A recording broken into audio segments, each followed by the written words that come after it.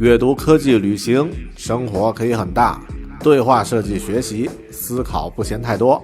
这里是 iTunes 获奖播客《狗熊有话说》，一听就停不下来的哦。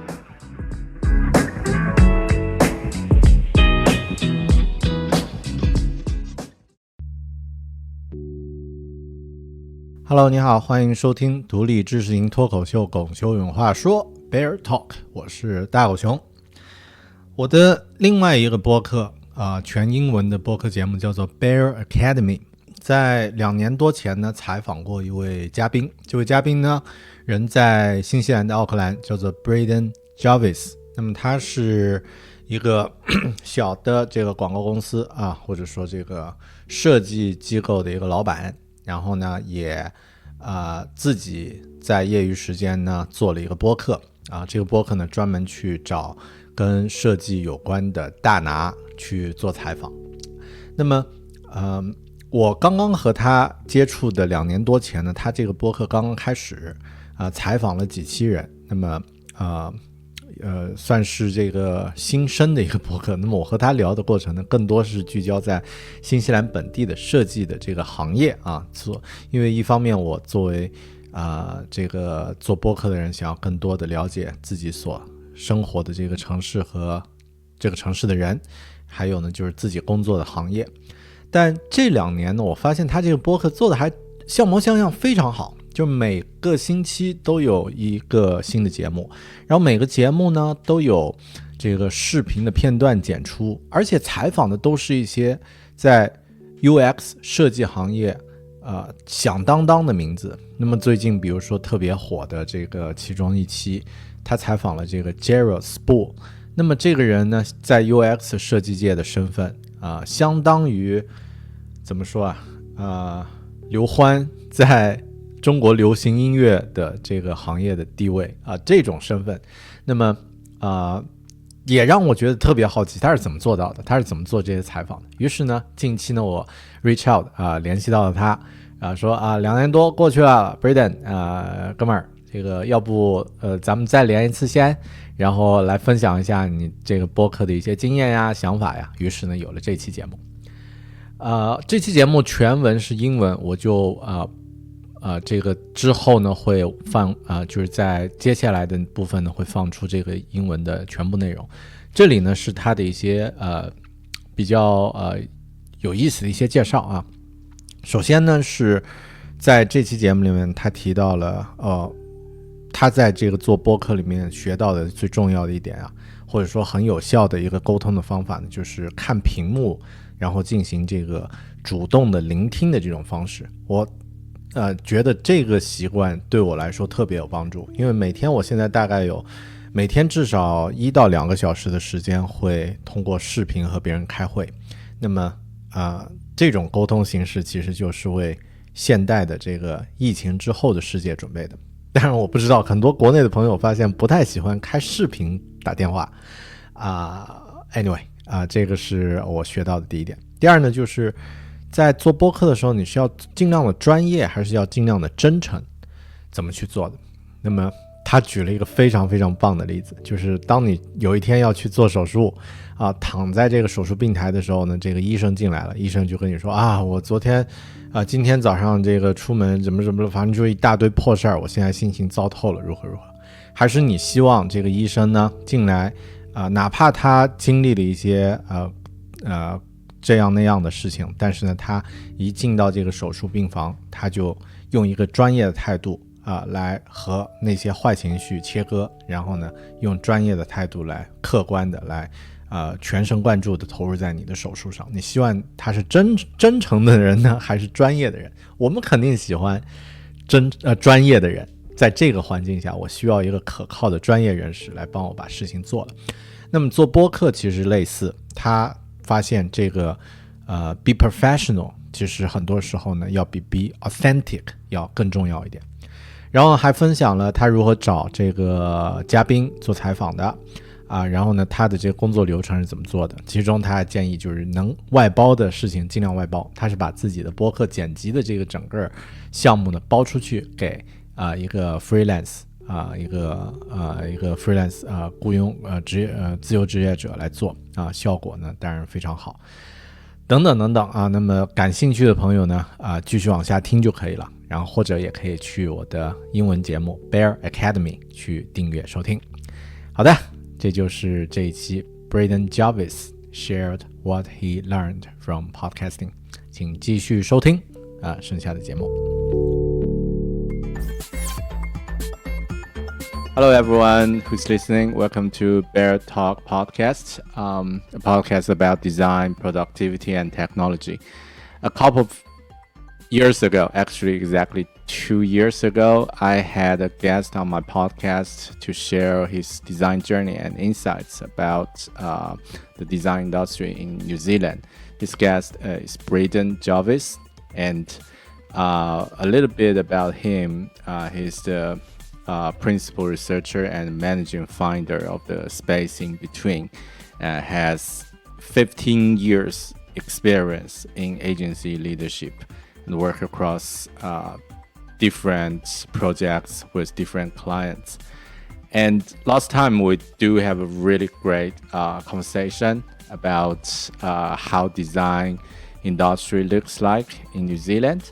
But today, I'm more curious on what he's doing on hosting a podcast, Brave UX, where he helps other curious and determined people to learn from the stories and insights of the other big names in the world of UX.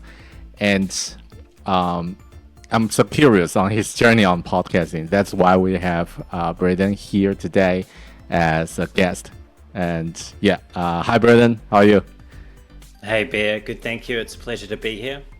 Yep. I think there are heaps of questions about this topic, but before that, I want to share one thing that I really like as the probe that I want to reach out to you, because I've recently see some updates from you on LinkedIn and some snippets that you've done with talking with other UX influencers.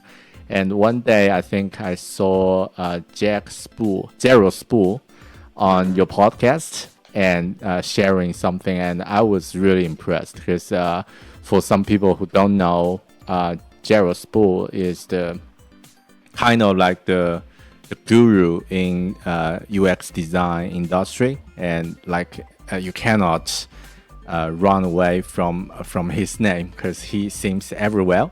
And but also like I start to have this question like, how did you do that, and how you started the conversation and things like that. And then I find that you also keep doing that for 2 years without any break, and also during the COVID. This is really impressive. So that's the reason I reached out. And but before that, is there any like the context you want to bring to us, like what about your podcast and something about what you're working on a little bit?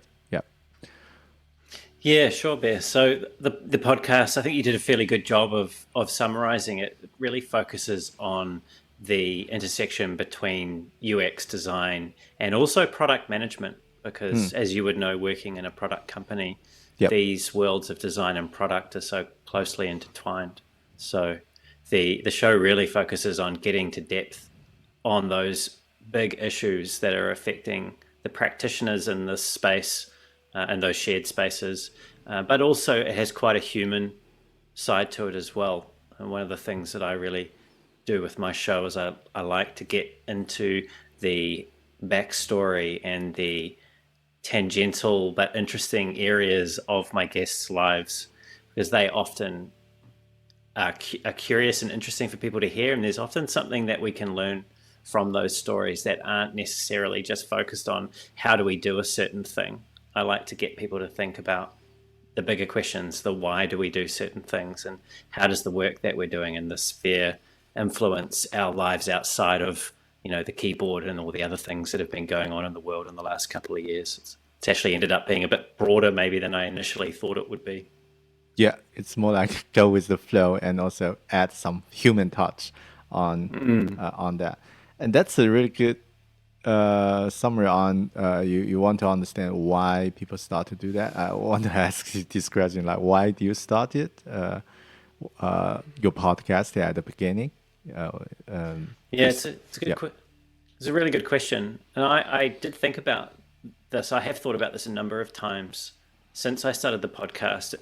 And the thing that I keep coming back to is there was a little bit of loneliness, intellectual loneliness that I had experienced in my career. I had run my own design agency for about a decade before I made the leap into focusing solely on UX research.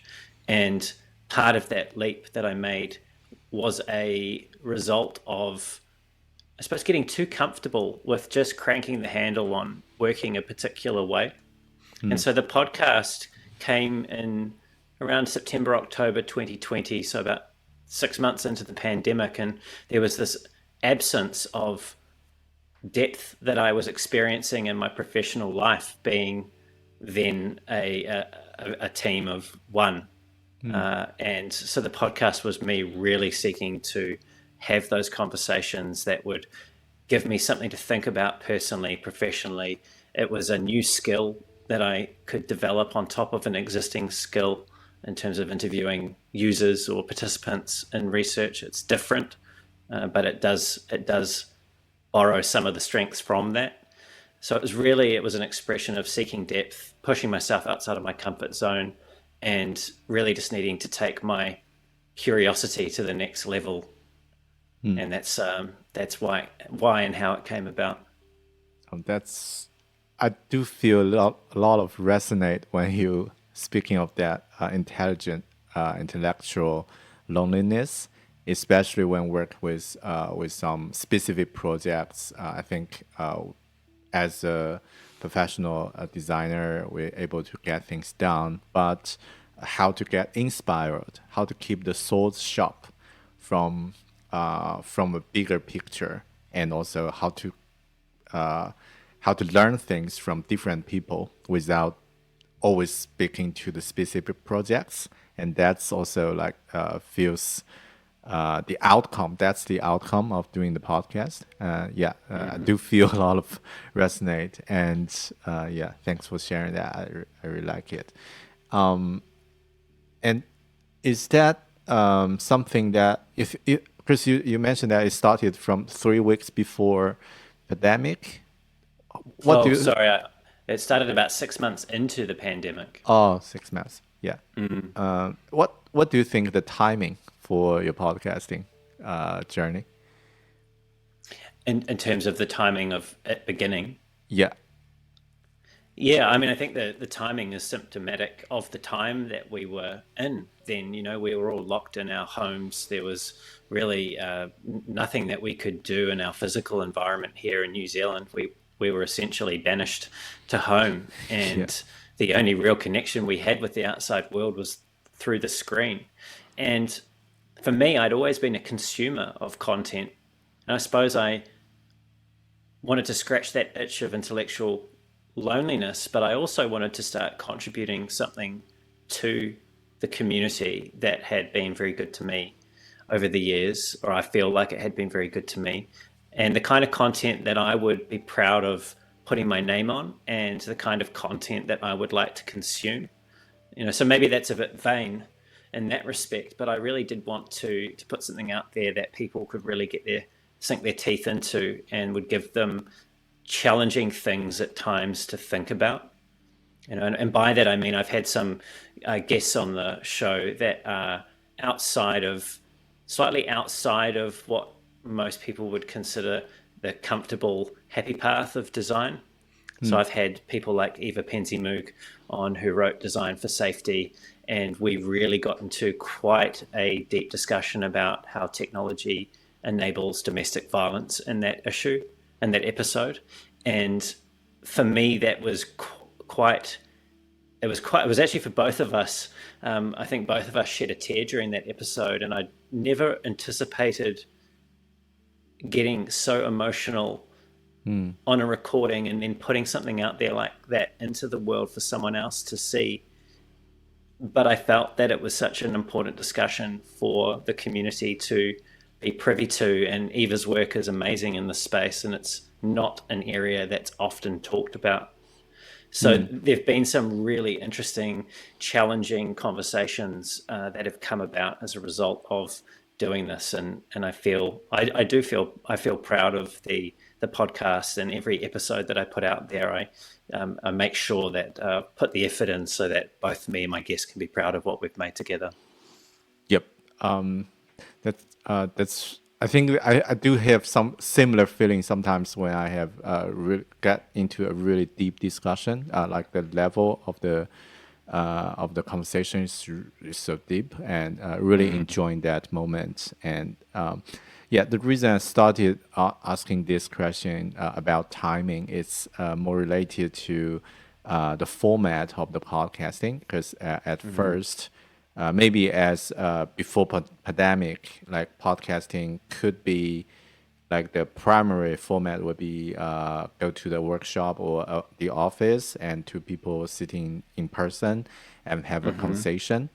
But I guess from what your experience probably started at first as online as a default mode rather than in person. That's right. Yeah. How do you feel like what's the experience of starting by default as an online format? Yeah, there are things to learn about how to do this on the online format, as you probably know. But if people are listening to this on audio, what they won't be seeing is the way in which we are looking at each other on the screen here. And I'm not actually looking at you. Yeah. I'm looking at my camera. Yeah. You're on the screen, so I can see you out of the peripheral vision that I've got, but I'm not looking at you. But it feels very much like I am if you're my guest. Or in this case, you're the person who's actually interviewing me and I'm the guest. So there's a different set of skills to learn to communicate with someone in what could be an impersonal medium. And they took me quite a while to become comfortable with. And I think if you go back and look at some of the early episodes, probably it took me, look, it's a work in progress. Everyone is a work in progress. I'm not saying that I've arrived at some nirvana of podcasting, but I think if you look at anything under episode 10, especially the first episode with Steve Bromley, and he was such a gracious guest, putting up with all my nervous fumbles and, being number one, being the guinea pig. There's a whole different way of interacting with a person on this medium to make it a pleasurable experience for people that are listening and watching, but also for the guests that you have on the show as well, so they feel like you're really there with them and you're connecting with them, when of course you're not. You're just looking at a camera lens. Is there any tip, or maybe we can share the tip later, but speaking of not looking at the people on the face, but looking at the camera, do you have any tip to make you feel comfortable and natural on this format of communication? Yeah, you can get a camera that you like to look at, would be a good one. Yeah, invest a better one. Yeah, get a good looking camera. You spend a lot of time looking at it. I think it's just a case of practice. And I was actually working with a bunch of fellow speakers at Rosenfeld Media's Design at Scale conference this year. I was invited to open the conference as the first keynote speaker, and they put us into these little cohorts of other speakers so that we could help each other refine our talks and give feedback to each other along the way. So I think we put in about 3 months worth of preparation in total, each of us, before we were actually speaking at the event. And one of the things that I popped into the Slack channel that we're on there with all the other speakers was that just practice this looking at the camera when you're having your regular daily meetings. So instead of sitting on Zoom or Teams or whatever you're using, and, like I'm doing now, Bear, I'm looking at you down on my monitor, right? Mm-hmm. And if we are both doing that like we are now, neither of us are actually looking at each other. Yeah. Just practice looking at the camera. turn off self-view for a start, because we're all slightly vain and we get distracted by ourselves. Turn that off and put your notes up or something over the video screen and just listen and look down the barrel of that camera. And after a while, it won't feel so strange, and it should mean that people on the other end feel like you're really paying them attention. That's a really good tip for me as well. Like looking at the camera, but pay attention on what you're actually listening and try to talk.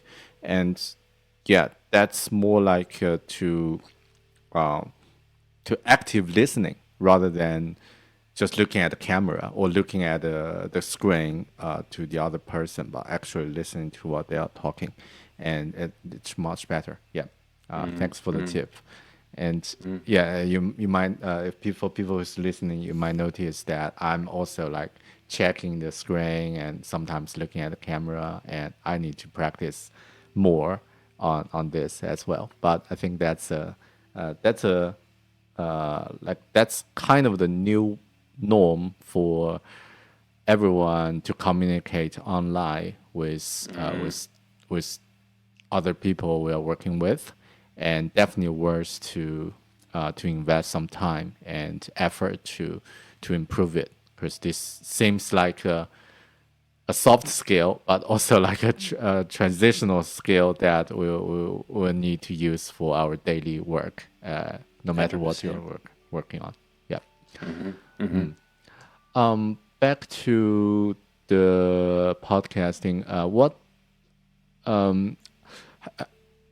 was the workflow that you're working on the podcast? Because one thing that I was impressed at is you keep producing every week, like it's a weekly podcast, even without any stop, any pause or break. And most of the podcast was just interviews with other guests, so it should consider like the time you spend on reaching out, inviting, and yeah, that could be a lot of time to spend behind the scene. So how's the workflow, and how did you get all the things organized?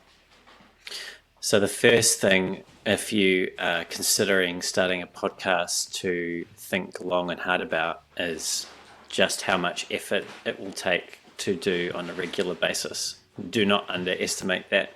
I don't think I underestimated it, but I've certainly grown a deeper appreciation for just how much energy and effort goes into making these shows like Bears that we're listening to now, right? That you're listening to now work. It's a lot of effort. So I tend to do a few things to manage that effort and make it more manageable so I can live the rest of my life. The things that I do are I batch my invites. So I will carve out a few hours every couple of months, for example. I'll research the people that I'd like to invite to the show, and then I will literally invite them one after another so that I can get that off my plate. I know that I'm going to get, a fairly good response rate over the next week when people come back to me, and that I know that then I've got a longer runway on top of what I already have booked in, and I don't have to worry and scramble around for guests. All right, so that's the first thing that I do. I'm actually coming close to the end of my runway at the moment, and I need to spend a couple of hours doing that. So you've just reminded me that I need to do that next week.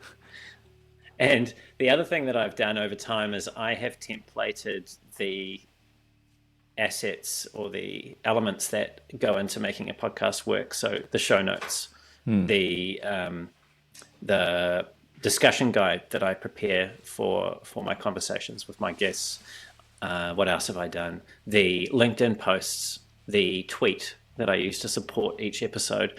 I have a recipe for each of those, and I have built it in such a way that I'm able to take aspects of my show notes, build them into my LinkedIn posts, take an aspect of the LinkedIn post, condense it down into the tweet, so everything kind of layers on top of each other. It's still a lot of work, and one of the things that I should probably invest some more time in is finding a really great person to help me with some of that effort. But most of my effort actually goes into preparing for my guests. So I would spend, and perhaps this seems like an obscene amount of time, but I would spend at least a day to a day and a half preparing for each episode. What usually do you prepare? Like do some research about the guest or the specific topics that you want to talk? Yeah, so my method for that, and sorry, when I say a day and a half, day and a half, that's all up. That's not just prep. So that's prepping, recording, reviewing the edit, writing the supporting posts. So each episode takes me about a day and a half to put out. So my method for prep is fairly extensive. I'll spend about 4 or 5 hours watching or listening to previous content that my guests have put out, because I'm really trying to understand what their perspective is. And then I try and find interesting areas of conversation that feel safe for them to start with, but that I can then open up into perhaps areas that aren't necessarily that they've talked about before, or that build on top of other conversations I've had with other guests. So I look for those opportunities as well.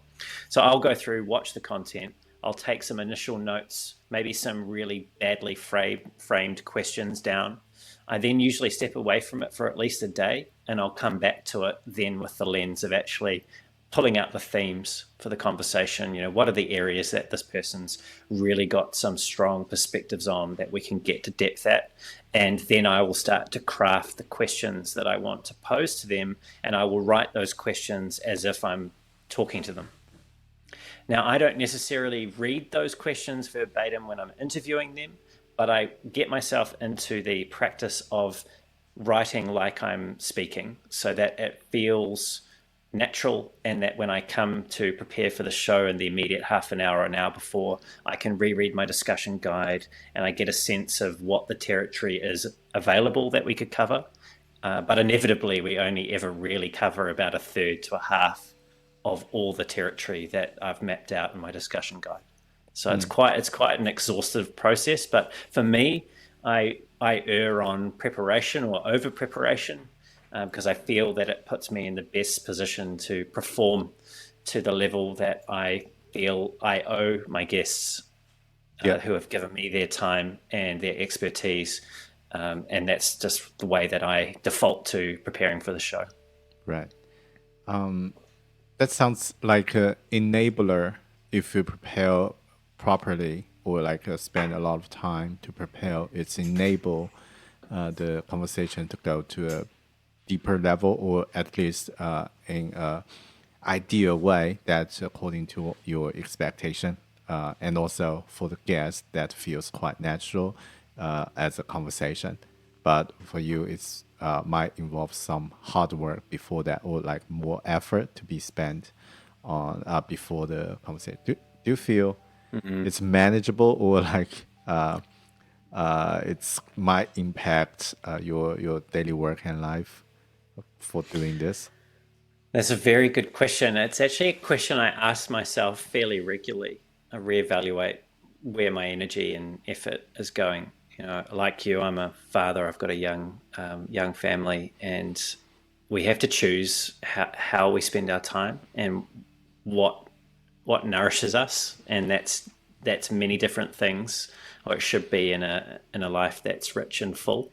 And so I do think about this sometimes, but I'm actually in the fortunate position where, because I, to a large degree, control how I spend my time being in the business that I'm in, it's a luxury that I've been able to afford myself without having to make unpalatable sacrifices in other areas of my life at the moment.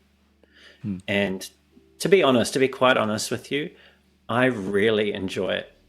It is I was talking to one of my previous guests, Steve Portugal, the other day. We're having some emails. Steve's written a brilliant book called Interviewing Users, and he's a very widely respected researcher, and you should definitely check his stuff out. Interviewing Users author, right? That's right. Yeah, Interviewing Users. Book. It's really good. Yeah. And Dollars to Donuts is his podcast, which I think he's thinking about bringing back, but it's definitely a good one. Anyway, so Steve and I were talking, and I just said to him, look, this is, for me, we're talking about his podcast and my podcast, and I was saying, look, I just really love it. And I don't regret any of the time that I've spent doing it. It is a bit obsessive, maybe, but I learned so much from it, Bear. And I've now, I suppose, for posterity's sake, now I've got, these videos up on YouTube of me sort of fumbling through this whole podcast journey and getting to some degree of competence with it now. But the thing I'm most proud of is the guests and the conversations that I've been able to bring to other people in the design and product community to hopefully give them something different to think about, and that those will always be there as long as there's a YouTube, as long as there's a Apple Podcasts. They're always going to be out there for someone to get some value from. Yep. Because I think it's more like to answer, is it worth or not? It depends on different point of view. But a few things I think we can consider is that this is like a constant, or like will stay on digital format for like forever. Like you can always keep it as a record to see how you learn, and also it's a really good way to interact with other people.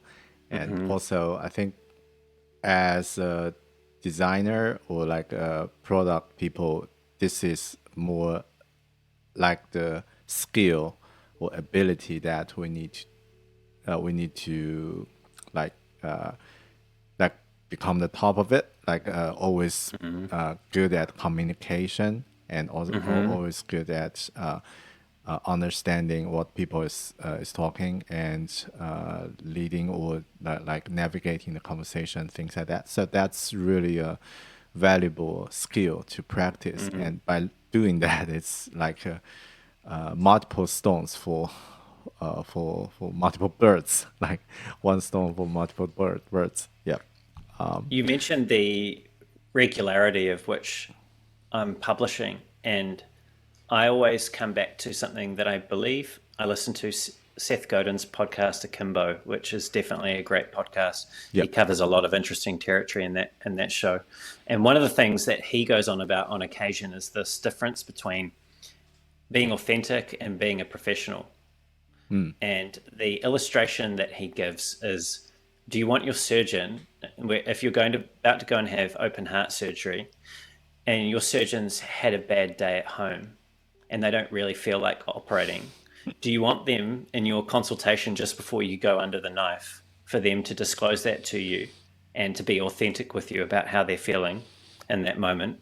Or do you want them to be a professional? Do you want them to show up and, regardless of what's going on at home, put that in a box for now and focus on you and give you the best open heart surgery that they possibly can? And I think we can all safely say that it's the latter, right? We want the surgeon to be a professional. And so I kind of internalized that with the podcast and have really taken that on to mean that regardless of what's going on for me in my life and projects and other things, and whether or not I feel like preparing for a podcast and recording a podcast and reviewing an edit of a podcast, I just do it. It's become a practice. And it would be very easy for me to opt out of that and go, I'm just going to skip a week.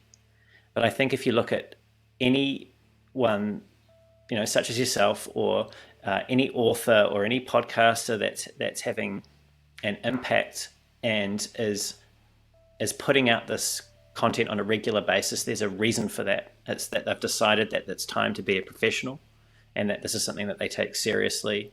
And while it might be a hobby as in it doesn't generate an income, it doesn't mean that you can't be a professional in your approach to it. So I've adopted that approach and really took on board what Seth Godin was saying there about the difference between a professional and being authentic. Have you ever considered to take a break or skip 1 or 2 weeks? Oh, almost every month. Yeah, maybe every week. yeah, exactly. Yeah. I think. How did you overcome with that or cope with it? Like finally get things done. I think I remind myself of that. Am I going to be authentic here, or am I going to be professional?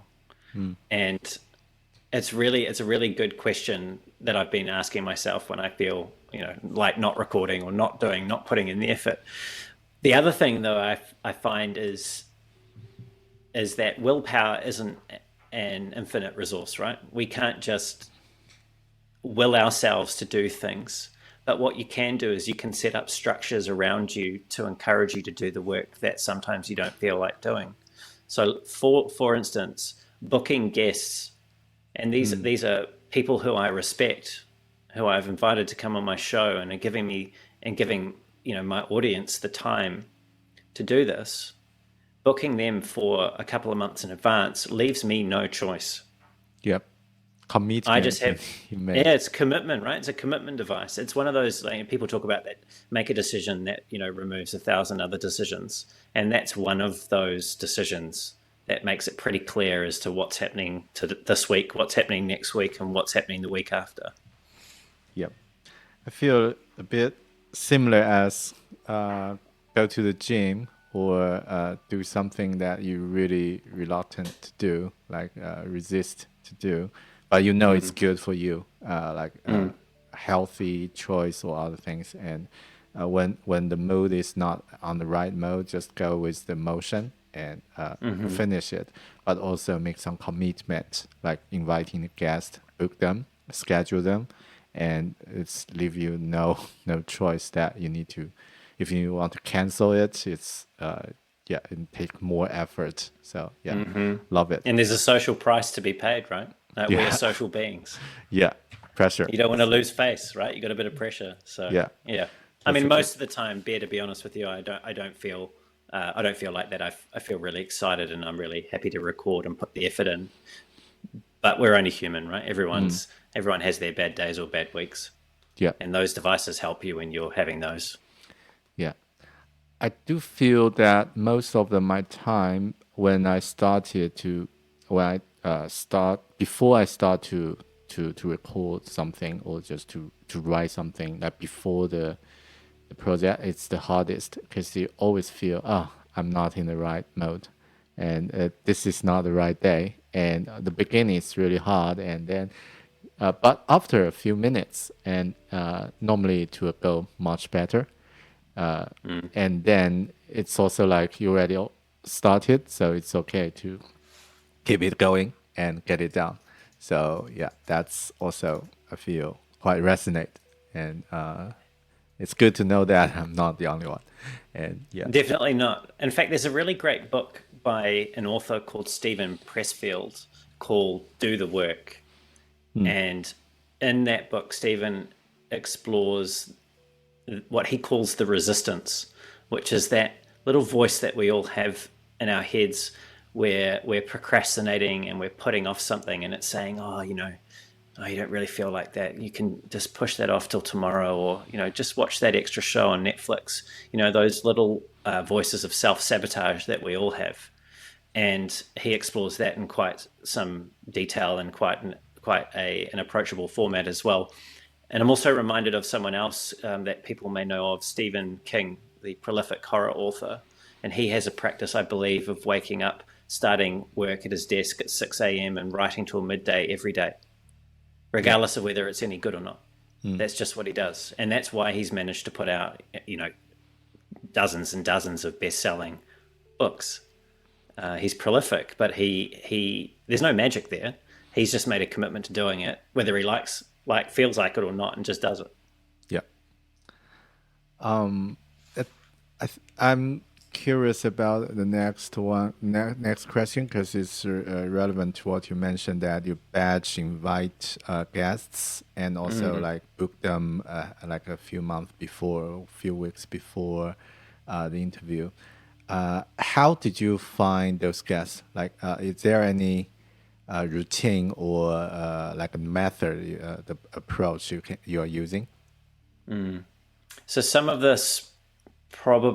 most of this probably applies to any particular podcast that people are thinking about where they're interviewing experts in a field. So my approach has got a few prongs to it. The first is directly approaching people. And the way in which I've found people has been through looking at those sources of community where my type of people that I want to speak with are. So places like Rosenfeld Media, who puts out amazing books on UX, runs amazing UX conferences.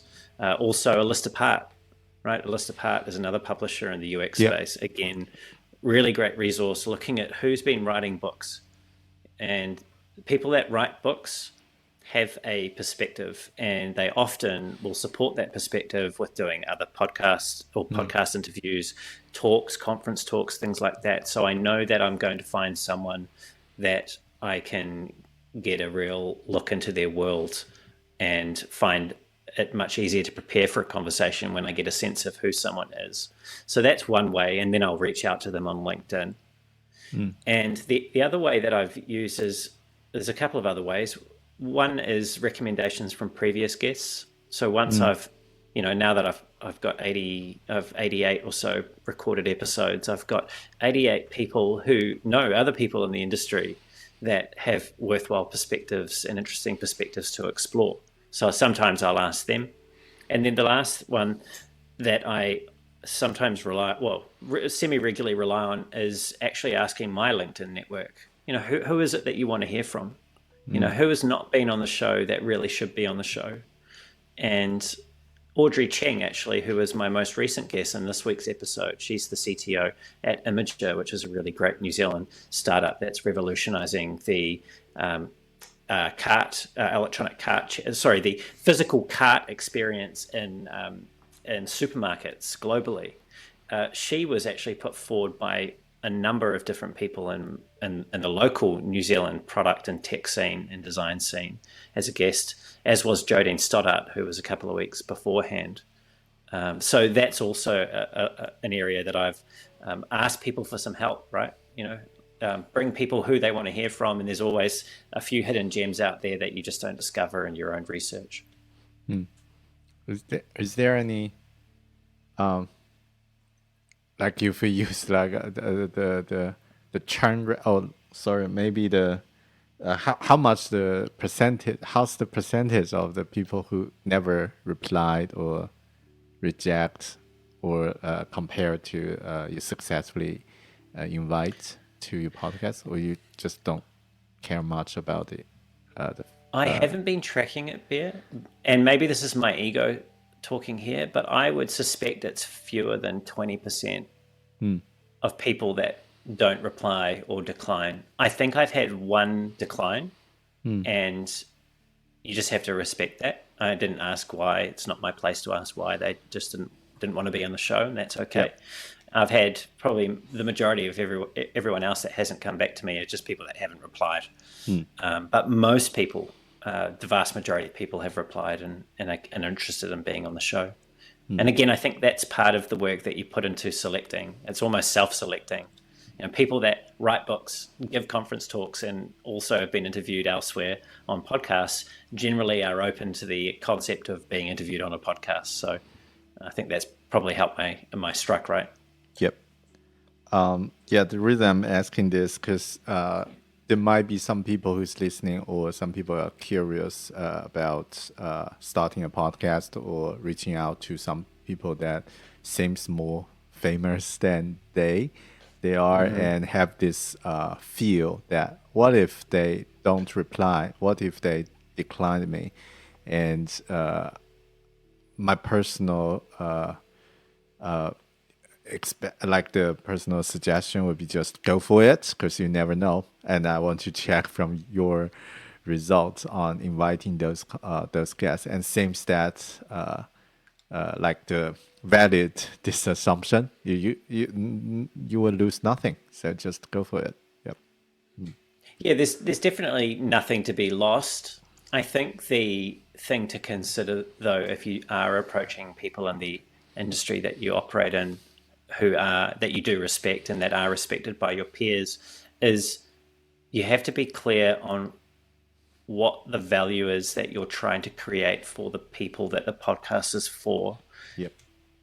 No one has ever asked me for a speaking fee to come on the podcast, and I don't actually know if that's commonplace elsewhere. I don't know, but I suspect that part of the reason why so many people have been keen to come on the show is because of what they have seen from watching snippets of other people who have been on the show, as well as the other people who have been on the show. So there's a bit of a snowball effect there for sure.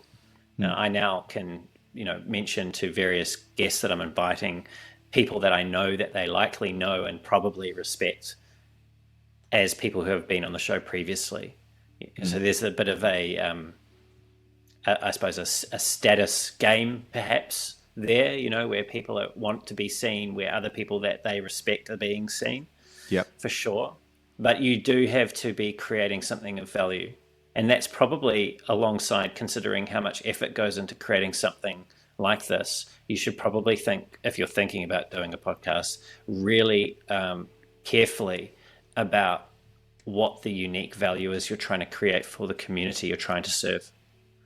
Yeah, that's a really good point on focus on the value, and I think it will from different perspective, like the value for ourselves, like why we're doing it, and the value for the guest, why they are joining, and the value for the audience, why they want to listen. So what's the value they will get, and if those three things is a good match, that will be like the ideal flow, the ideal loop to keep it going in better and better.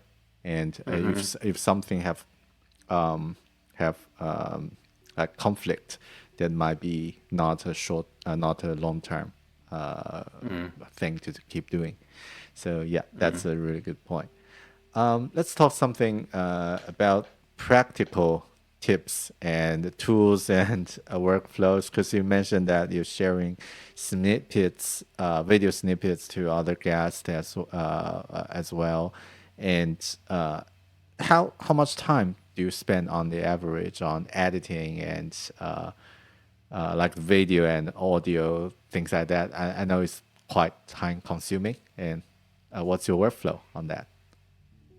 So I made the mistake early on of recording, I think it was my first 28 episodes, recording and editing those myself.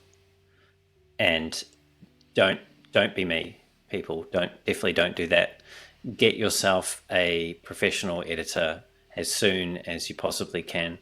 Your time is better spent in other areas of creating value for your podcast than it is editing your podcast. Especially if you're doing long format interviews like I am, and if you also have a slightly obsessive personality, because you'll spend hours and hours and hours and hours trying to do something that a professional can do in half the time and twice as good. So that is one of the things that I have, for the last 50 or so episodes, not had to do. I still review every edit that comes back, and I look at that very closely. I don't often these days have to give feedback to my editor on most episodes. There's often nothing. Sometimes there's one or two edits that I want to make. But I also review the episode because I'm creating detailed chapters for my show notes on YouTube. And that also gives me a sense of the different areas of the conversation that I can highlight to people in my social posts as well. What are those really juicy questions that we've explored, or areas that we've covered that people are going to want to pay attention to or might learn something from. That's a great tip. And curious about the before and after comparison. Like in the first 28 episode, how much time do you spend on average for one episode? And how about the after, when you have a editor to help you? I would say an editor saves me at least 4 hours an episode.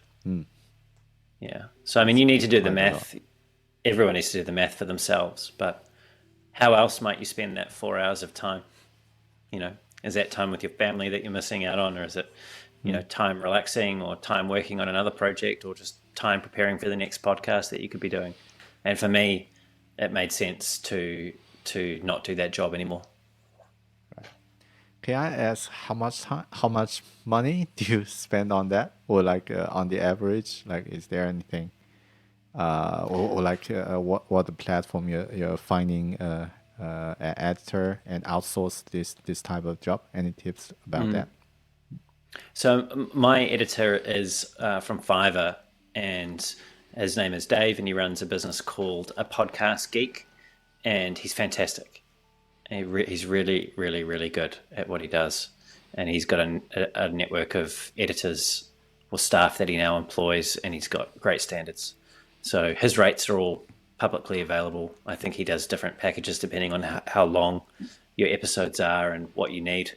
But he has been fantastic to deal with, and highly recommend him. When I read the book, The Principles by Ray Dalio, and he mentioned that imagine your work or the things that you're working on as a machine. And then if you can't do the job in the best way, or you really enjoy it, you're really good at it, do it. If you're not, fire yourself and hire another people who can do it. So to keep the machine running in a better way. I think it's really similar at what you're doing, and to have a different mindset. And this is probably something I will explore as well, because I've been doing things all by myself, and it's definitely something can be outsourced to save the time and to focus on the real value. And yeah, that's a really good tip. Love it. Right. I think because we booked 1 hour, I don't want to take too much time, extra time for you, but probably two last. I'm happy to. I can go another 15 minutes. It was me that slowed us down anyway with my silly camera. So cool. That's probably we can go with 2 or 3 questions to run through that. And you mentioned that so far, probably the challenge for making a podcast is keep the regular basis, like keep the consistency. Is there any challenge that you find that you want to share with the people who want to start a podcast or do something similar? Yeah, there have been a few challenges. I think the thing that I struggled with the most, and have struggled with and still struggle with, is finding my voice in the podcast. My podcast is always, and it still is, it should always be, if you're interviewing people, mainly about what your guests have to say. But I had to get over some of my own fear about how I might be perceived by putting some of my own perspectives out there to sit along and support, and sometimes disagree with my guests, although not in a way that makes anyone uncomfortable, but just to provoke some interesting conversation. So getting over yourself is, everyone's always, I suppose, trying to get over themselves to some degree and overcome some fear that they have of doing something that they want to do. And I think it's worth recognizing and acknowledging that nothing worth doing well is going to come easy, and that you are going to need to confront some of your own limitations and some of your own fears about the social world that we live in and your skill set in order to create something that you're proud of. So push through those and try and quiet that voice of that resistance that Stephen Pressfield talks about. So that's probably the biggest internal challenge that I've had. I think I've touched on the time required. That's another thing to think about, and to think about carefully. There are more mediums of expression than just podcasting. Podcasting isn't quite as simple, and at least for me, it hasn't been quite as simple as just, turning up, pressing record, and then publishing a video. There's a lot of work that goes in. And I've also touched on the importance of being a professional. So if this is something that you are doing and there's value that you're trying to create for a community, then you need to show up and you need to keep creating that value. Not necessarily forever, but I'm reminded of something that Tim Ferriss talked about on his podcast when he was reflecting on how he's gotten to where he is with that show. I think he's up 500 plus episodes now. He said he knew if he got to 6 episodes that he wouldn't stop, that he had now formed a habit. And I remember when I got to 6 episodes, I was like, yep, okay, I'm rolling now. I just got to keep going. So it's much easier to keep the momentum going than it is to stop and try and start something up again. Yep. So just keep at it. If you've got value that you're creating and it's working, even if it's only for 1 or 2 people, it's probably worth continuing. Yep. That's a great one. I really liked you mentioned that the challenge of finding your own voice. I think it's a really deep topic, because it's more like to find. Do you want to show the learning process with your audience, but to show you as a more like a student to the guest, or you want to have a like equally like a peer level conversation with the guest and maybe get really deep discussion on the specific topic, but from the audience perspective, it might seems too hard or too difficult to understand, or like without proper context and how to balance this point of view, like finding your voice. But that's a really good one. I love it. Yeah, I've erred on my podcast on the side of shooting maybe higher than what maybe most. Sorry, let me start that again. What I was going to say is, I haven't been afraid to embrace complexity on the show, or getting into topics at a really deep level. In fact, I feel that this is what people enjoy from Brave UX, aside from some of the personal stories, is that we do go there. And the show is actually, so knowing your audience, right? The show is specifically designed for people who are insatiably curious and are probably sort of mid to later stage in their career. They're either, principal practitioners, senior practitioners, or they're design leaders or product leaders. So these are people that are safe to speak at depth and in detail about things. But yes, you're right. You do need to understand who you're seeking to serve and what will connect with them, and then just go all in on whatever that is. Yeah. It's also like something you want to bring the audience in, but give them a little bit challenge. Because if things are really according to their comfort zone, or they're really like they know you design a way that they'll consume it quite good, it might be not good for them for the long term. But I know it sounds maybe too a little bit ego to say that, but that might be a better value, or more value that you can bring by challenge them a little bit to go deeper and get increase the level of the conversation a little bit. Love it. I think just one last question about the next step. So what's the next step on your podcast? What's the future plan? What's the plan for next year, or anything you're keen to do on your podcast? I am rapidly approaching 100 episodes. Wow, congratulations. That's a milestone. It is a milestone. And I know that you're a fairly prolific content creator as well, Bear, and I think you've probably hit that milestone many times over. But it is something that I'm rather excited about. And it's not just the number.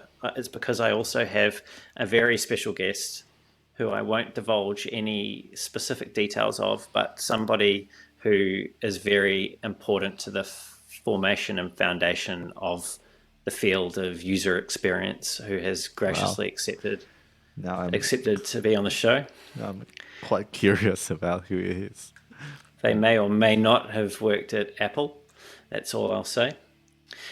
So I am very excited about that. I'm very focused on that. I'm really just one foot after another, though, preparing for each different guest that I've got in the schedule. And like I said, I still need to, next week, schedule some more guests. So I haven't got any dramatic plans for the podcast other than a very special episode 100. I do occasionally toy with the idea of closing the book at 100 episodes.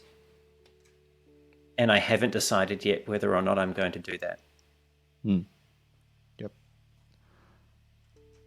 Yeah, I think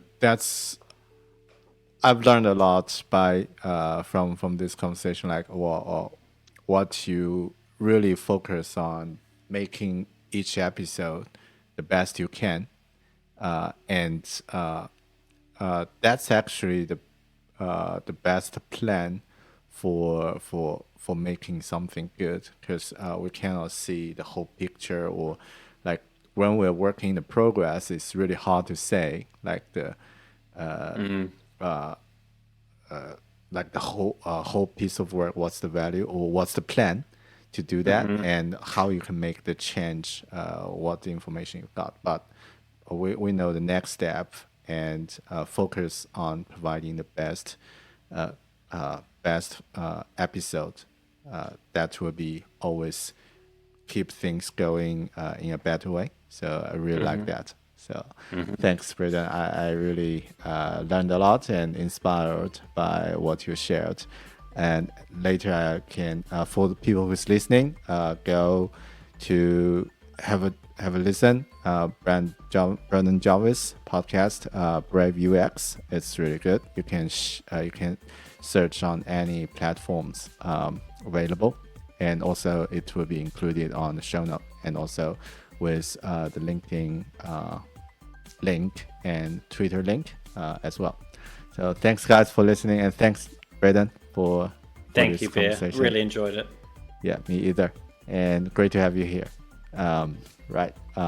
So I will see you guys in another episode. Bye.